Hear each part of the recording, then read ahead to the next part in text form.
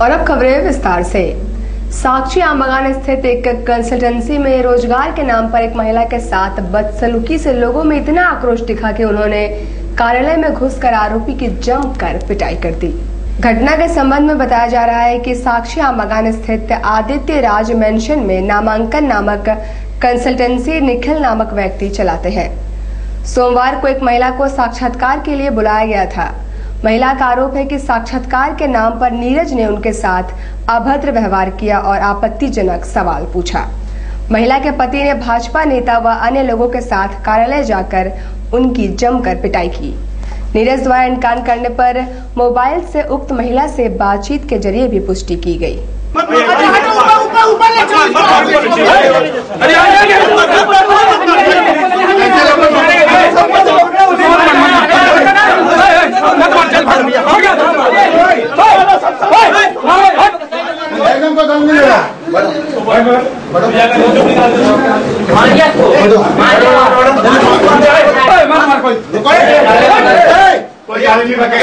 तो यही हम अपने आप से गला काटते हैं। एक मिनट शांत रहो, इनका ही बात को रखने दो, ठीक है ना। हम गलत रहेंगे तो हम कहीं कुछ नहीं बोलेंगे, आप लोग जो करना होगा करिएगा। आप जो बोलिए ना काम देखिए। बताइए क्या हुआ था? Reason is a consultancy business. आप सुन लीजिए, आप लोग सब लोग सुनिए। अगर आप जहाँ गलत रहेंगे, आप जो पनिशमेंट देंगे हम उसको लेने के लिए तैयार हैं। ऐसा कौन सा कंसल्टेंसी बिजनेस है?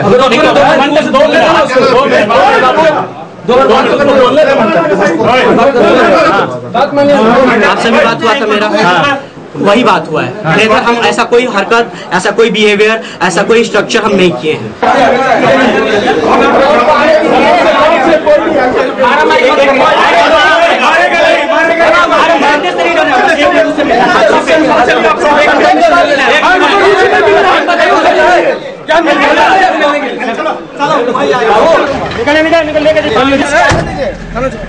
आने दीजिए उसको।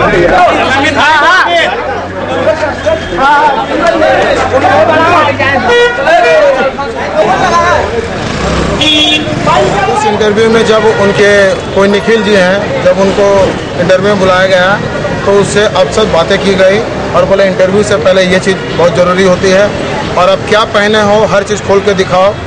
ये इस चीज़ की मतलब बताया गया कि अगर आपको यहाँ जॉब करना है तो ये सारा चीज़ आपको करना होगा, तभी आप जॉब कर सके, अन्यथा नहीं। तो बहुत सारा मिसबिहेव होने के बाद वो लड़की यहाँ से भागी, अपने घर में जाके अपने भाई को बोली। हमें जब पता चला तो हम लोग आए पता करवाने।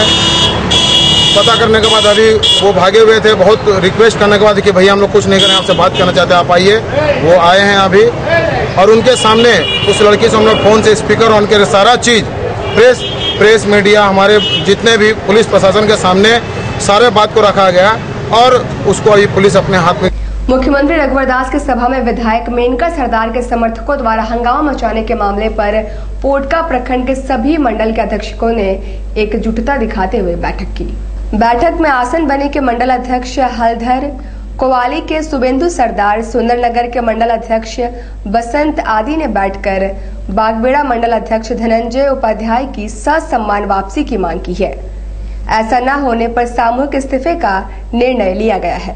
बागबेड़ा मंडल के जो प्रखंड अध्यक्ष श्री धनंजय उपाध्याय जी को पदमुक्त कर दिया गया। साथ ही साथ बागबेड़ा मंडल के 3 हमारे वरिष्ठ कार्यकर्तागण को शोकोज किया गया और उसी का हम लोग यहाँ पर ही आज जो बैठक रखे हुए हैं उसी का हम लोग ये विरोध कर रहे हैं और साथ ही साथ हम लोग इस बैठक में यह मांग करने जा रहे हैं कि जिन्हें हमारा बागबेड़ा मंडल अध्यक्ष को पदमुक्त किया गया है और हमारे जो 3 वरिष्ठ भाजपाइयों को शोकोज नोटिस दिया गया है उनका ये निलंबन वापस ले, अन्यथा हम लोग सारे जो पोटका विधानसभा के भारतीय जनता पार्टी के मंडल अध्यक्षगण एवं कार्यकर्तागण, कार्य समिति सदस्य और वरिष्ठ भाजपाई जो भी हैं, हम भी पार्टी में अपने पद से त्याग देकर सामान्य कार्यकर्ता की तरह हम लोग पार्टी में रहेंगे।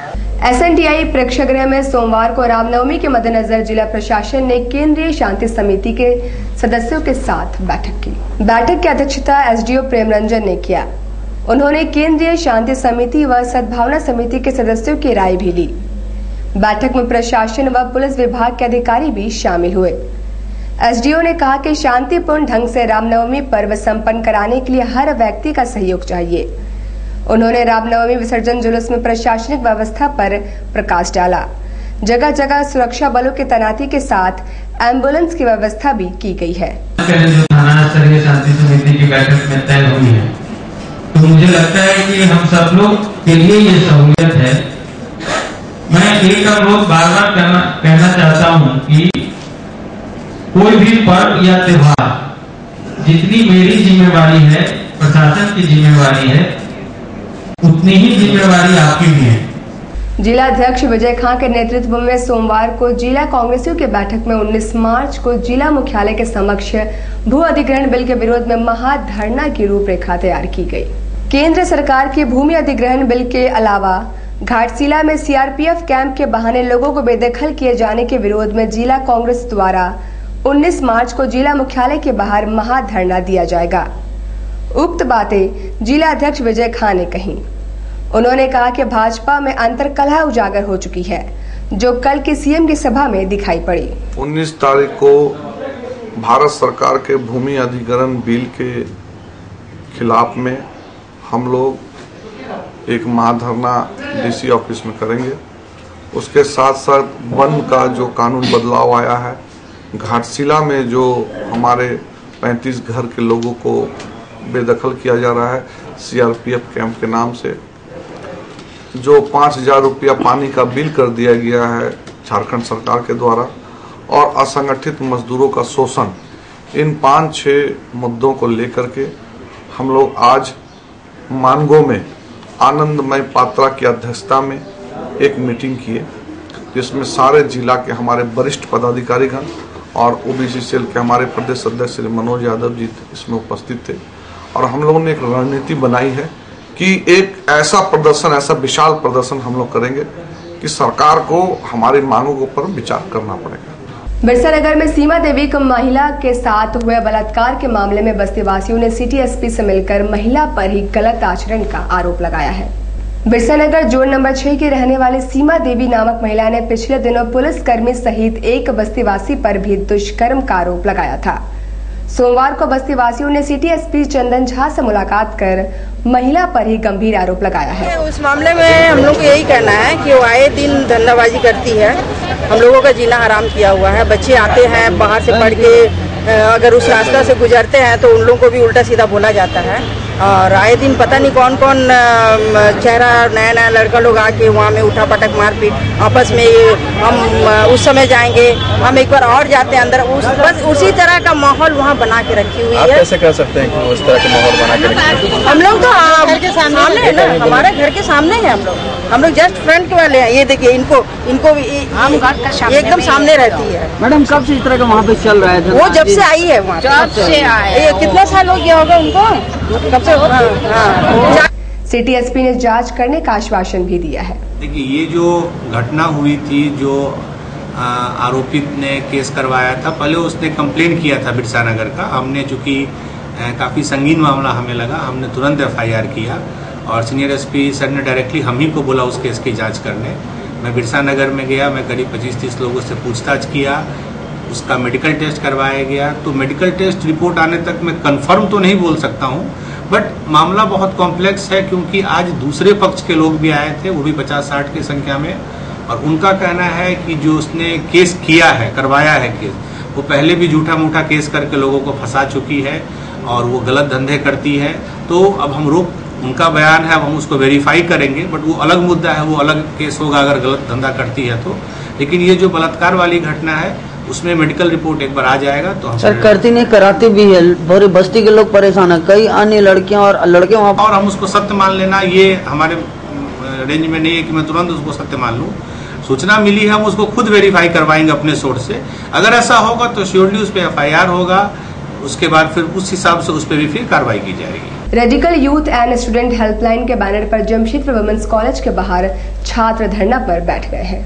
जमशेदपुर वुमेन्स कॉलेज की पूर्व प्राचार्य डॉक्टर सुमिता मुखर्जी को गलत तरीके से हटाए जाने के विरोध में कॉलेज गेट पर बैठे छात्र नेताओं ने मुख्य द्वार बंद कर दिया था, पर बाद में प्रशासनिक हस्तक्षेप के बाद छात्राओं ने छोटा गेट खोल दिया है। अनशन पर बैठे छात्र नेताओं का कहना है कि पूर्व प्राचार्य पर जो आरोप लगाकर उन्हें हटाया गया है उसे साबित करे, अन्यथा कल से कॉलेज में पठन पाठन पूरी तरह से ठप कर दिया जाएगा। उनका नेतृत्व अर्चना सिंह कर रही थी। वर्तमान में कॉलेज में परीक्षाएं चल रही हैं। आरोप लगाया गया जिसका एक प्रतिलिपि मुझे कोल्हान यूनिवर्सिटी से वीसी द्वारा रिटन में प्राप्त हुआ है और जिसमें जो एप्लीकेशंस लगे हैं सब बेकार और बेमाने हैं।